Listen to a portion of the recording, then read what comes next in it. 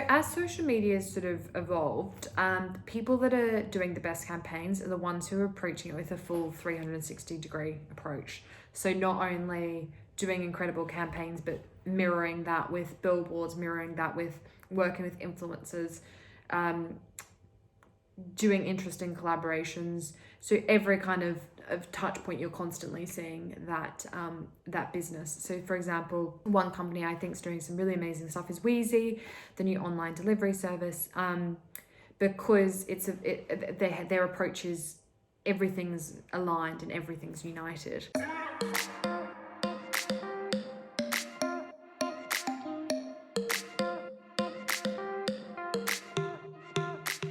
So I think the most important things you can do at the moment to try and grow a social media following is firstly to be authentic. Everyone's over the perfect world, perfect life.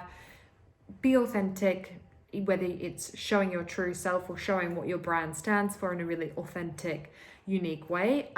That's really important. And I think the second most important thing is to find a way to add value to your audience's lives.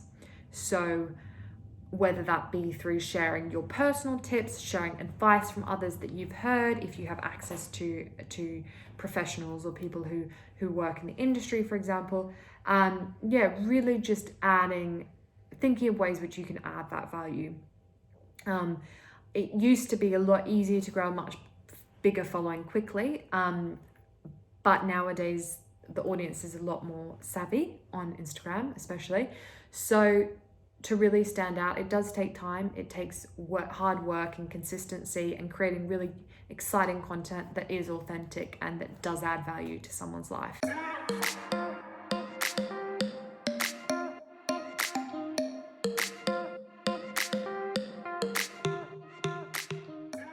So Instagram changes their algorithm continually, and I don't think there's a way nowadays which you can try and beat it. I think you've just got to go with the flow and just accept that some posts may not perform as well as others. What I would say to try and combat this ever-changing algorithm, though, is to make sure you're using all of the Instagram features. So when they release a new feature, such as back in the day when they released Instagram stories, being on that, being willing to adapt and to use it, Instagram really likes that and does reward that.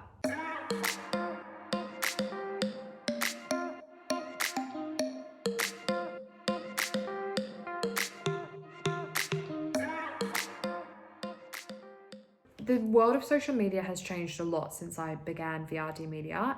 It's now a lot more competitive. If you research sort of ways to make money at home, one of the first things that comes up is become a social media manager.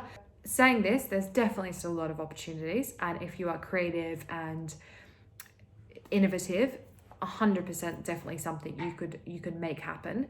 But I think my top tip would be to just make sure you have the ability to hustle for clients. So you might have all the skills to be able to execute the social media management, but make sure you are the type of person that doesn't mind getting on the phone, calling people, reaching out to people, annoying people almost until they give you a call and give you a chance.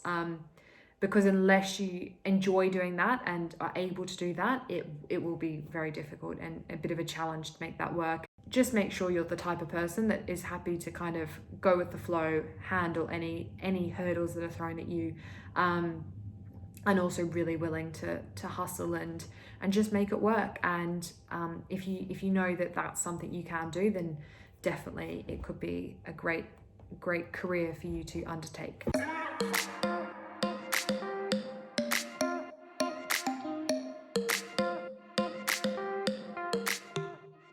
So if any graduates were looking to work within social media and looking to apply for a specific role, I would recommend they look for roles with the job titles of social media coordinator, that's usually entry level, social media manager, that's usually requires a couple of years experience, or depending on the company, or a marketing manager within a marketing team, or a digital marketing manager within or coordinator.